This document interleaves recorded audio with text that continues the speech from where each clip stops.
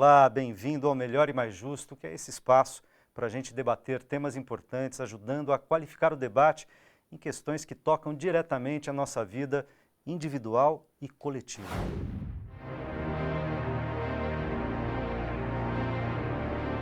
Nem todos de nós queremos a paz. Muitos apenas esperam por ela. Quase sempre a desprezamos, a combatemos. Noutras vezes a queremos sobre tudo. Por ela lutamos, ferimos, ofendemos e até matamos.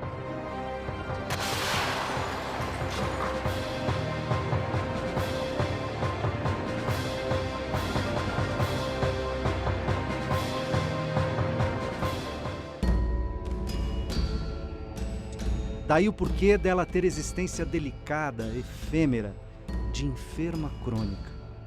Dela viemos, ou deveríamos vir, e dela somos pais e mães.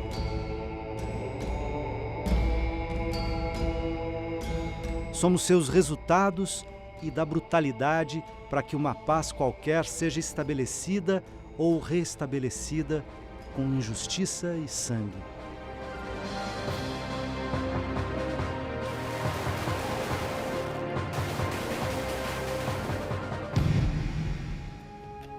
A paz tem o poder de parar o tempo, de engrandecer a esperança, de humanizar a vida, de nos devolver a vida. É quando tocamos o divino.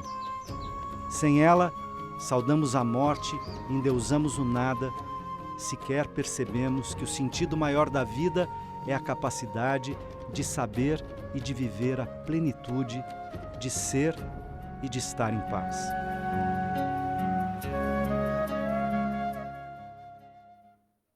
E para falar sobre esse assunto, convidamos Sheikh Rodrigo Oliveira Rodrigues, da Liga da Juventude Islâmica, e Luiz Fernando Bravo de Barros, professor de Paz e Conflitos da Associação Palas Atena.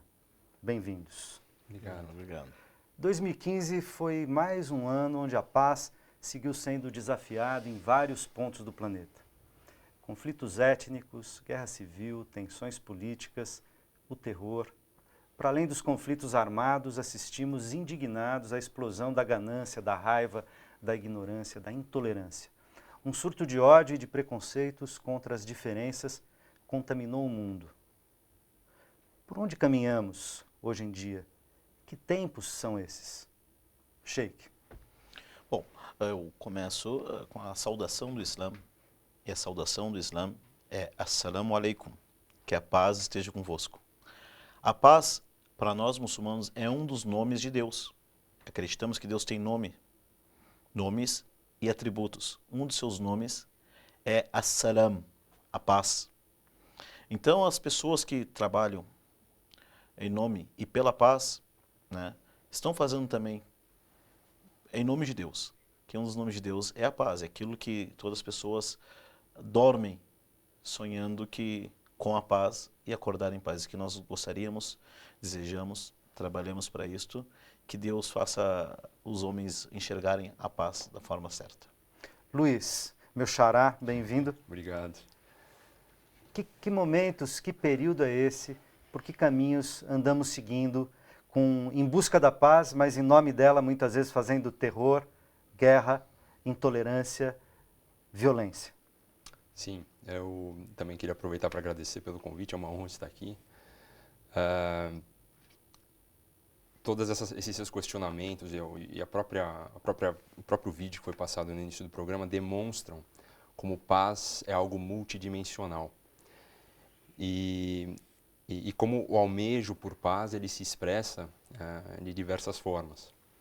E é interessante você trazer todos esses questionamentos, porque na grande maioria das vezes os almejos por paz eles ficam por trás do que na verdade é colocado como caminhos adequados para o estabelecimento de algum tipo de harmonia social.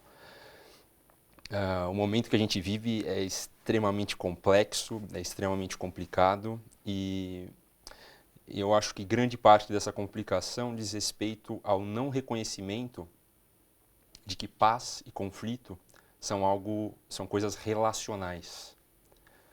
por mais São óbvio... coisas que estão ligadas, né? Não, relacionais, são coisas interrelacionais. Elas são, a paz e conflito, por mais óbvio que possa parecer, dependem diretamente de como nós nos relacionamos, seres humanos todos. E Portanto, elas são construções, né? São construções, exatamente. Para mim, um dos aspectos mais me chamaram a atenção no vídeo foi os dizeres: todos nós somos pais e mães da paz. E isso é um convite à responsabilidade, um convite a essa reflexão, né? Como algum tipo de ideia de paz é imposta e para minha conveniência, e de que forma isso afeta e muitas vezes violenta um próximo, um outro, que às vezes eu não tenho olhar para ele. Então, o desafio, eu acho que num momento inédito na história humana de globalização, ao mesmo tempo saber olhar para dentro, né? Essa relacionalidade que eu falei, ela é intrapessoal e interpessoal. Uhum. E essas duas dimensões trabalham entre elas, né? Elas são coligadas. Então, reconhecer essa complexidade e toda essa sofisticação talvez seja o primeiro passo para se buscar por algo novo e se construir algo novo. Então, no campo dessa complexidade, queria voltar aqui ao Sheikh, porque o Islã, nos últimos anos, sobretudo, há muitos anos, né?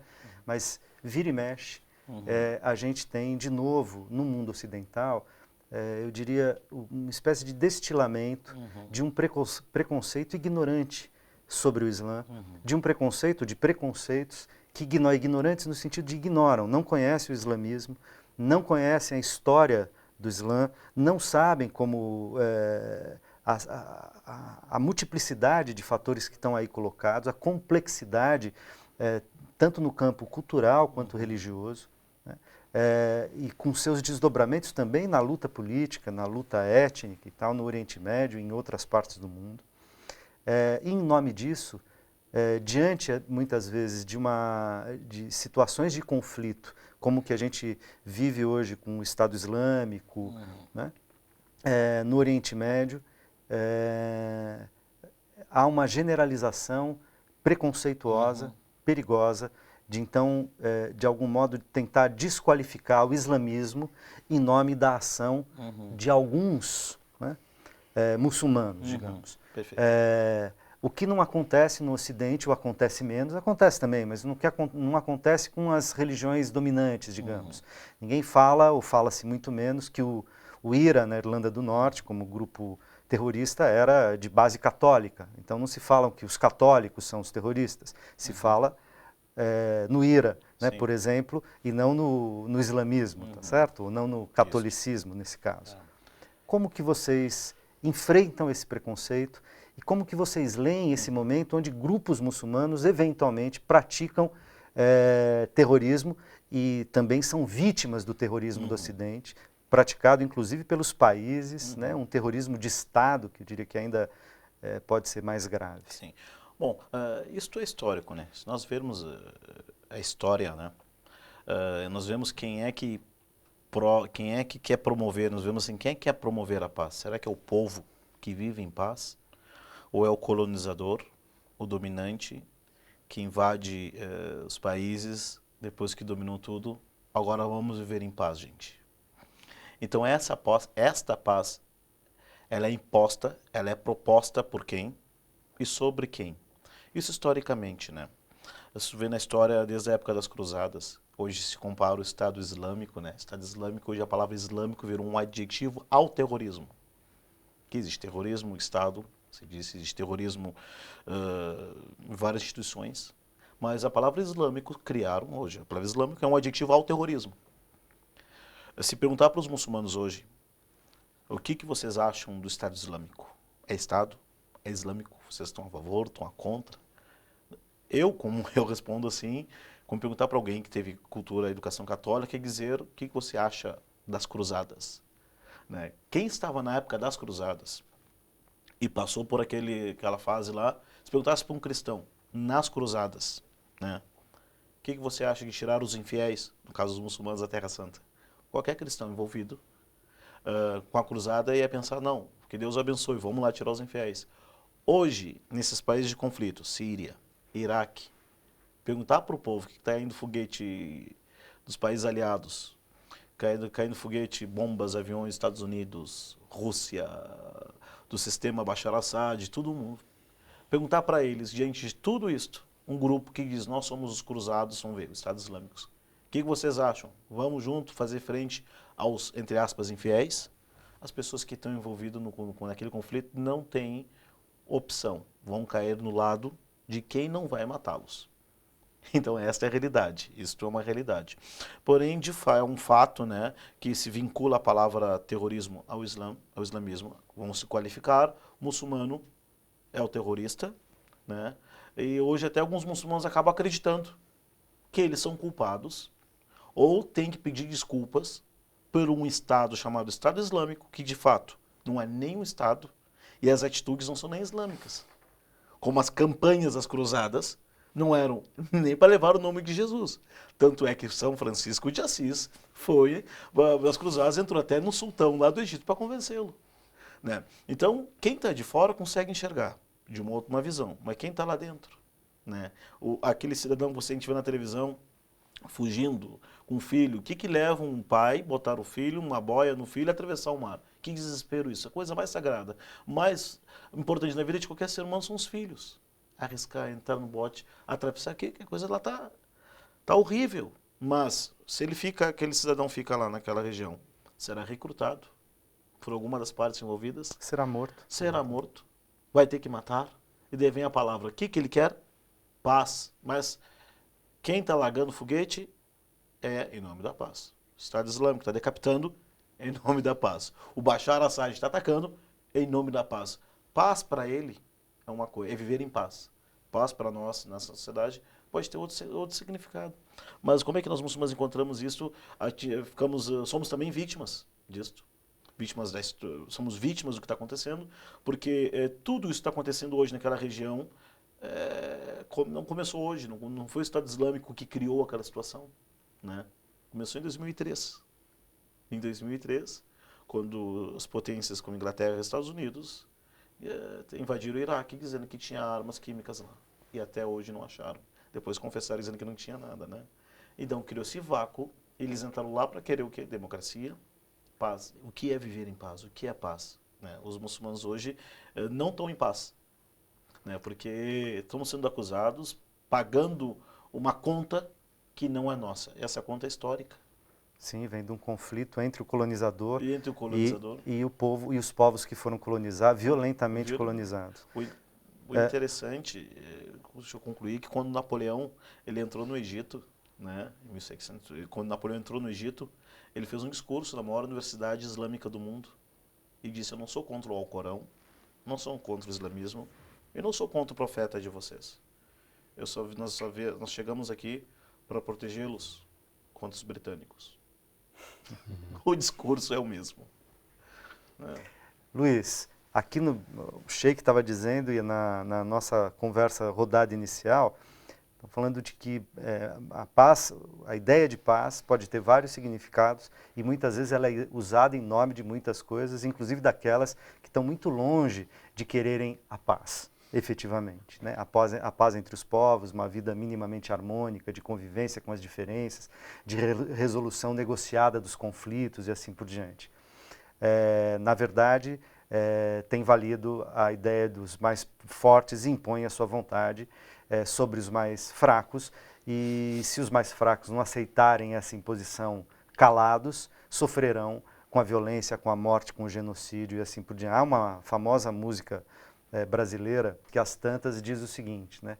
A paz sem voz não é paz, é medo. Como não confundir a paz com medo? No Brasil, que vive momentos de crise, com intolerância, com violência nas ruas, às vezes com violência de Estado contra estudantes das escolas, a gente está chegando num momento onde as coisas estão muito confusas, né? Num país como o Brasil, muita gente às vezes olha e fala assim, quero o regime militar, quero a volta de uma ditadura militar para ter ordem, para ter paz, ou seja, para que a vontade de alguns poucos se imponham sob o coturno, né, no tacão, na violência, nas armas, na tortura, na supressão de liberdades, Mas, no entanto, sem participação, sem voz, como diferir e como pensar a construção da paz na liberdade, na divergência, na negociação dos conflitos, das diferenças, enfim. Sim. Todos os aspectos muito importantes e muito importante essa questão, essa perspectiva histórica que o Sheikh trouxe, né? Então, assim, acho que o primeiro convite que eu acho importante fazer é talvez não mais pensarmos em paz, mas em pazes. E é interessante se a gente pensar gramaticalmente falando. A palavra paz é um substantivo na língua portuguesa, que não admite plural. E é interessante pensar no que você trouxe agora, né? A questão do medo. Quando a gente pensa em amor, o primeiro antônimo que vem para amor é ódio, mas o antônimo de amor é medo.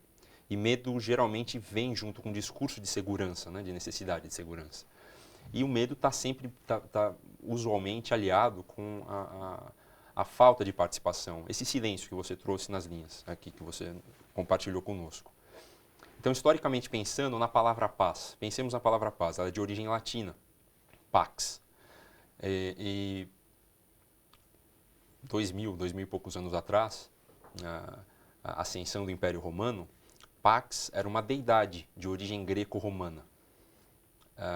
E que foi trazida pelos romanos como uma ideia de harmonia ou de algo bom por intermédio da imposição de um silêncio, da imposição de um certo estado de coisas. De um ideal, de uma ordem. Você vai viver em paz, será feliz, se fizer que a gente como tá eu falando, mando isso, que exatamente. você faça. Então, parte dessa significação é trazida até hoje na ideia de paz. E o aspecto das cruzadas que o Sheikh trouxe é muito importante nesse sentido, porque ela aconteceu num momento histórico em que, academicamente, dogmaticamente, foi se estruturando a ideia de guerra justa. E de guerra santa também. De guerra santa, sim. Na verdade, foram construções irmãs, né? Uhum. A guerra justa por fundamentações tanto religiosas quanto jurídicas na época. E essa ideia que é trazida até hoje de paz como oposto de guerra. E a gente reconhece hoje em dia no campo de estudos de paz e conflito, que é um campo ainda muito inicial aqui no Brasil, mas que já está um pouco mais bem firmado na Europa, nos Estados Unidos. No campo dos estudos de paz, essa questão, essa ideia de paz como oposto de guerra é conhecido como paz negativa, né? Uma ideia de trégua, na verdade. E paz não é meramente isso, ou não só isso. Tem diversos outros aspectos que nos lembram, que nos trazem uma ideia de paz, de valores que nos fazem sentir melhor ou em maior harmonia com as pessoas com quem a gente convive e tal. E só trazendo um contraponto para essa questão cultural, né? Eu venho agora de uma jornada de estudos na Europa, né? Me formei num mestrado na Suíça, em paz e transformação de conflitos. E me envolvo agora, sou mestrando na Universidade de Innsbruck também, em paz e transformação de conflitos. O diretor de lá é a cátedra da Unesco em estudos de paz e transformação de conflitos, lá em Innsbruck.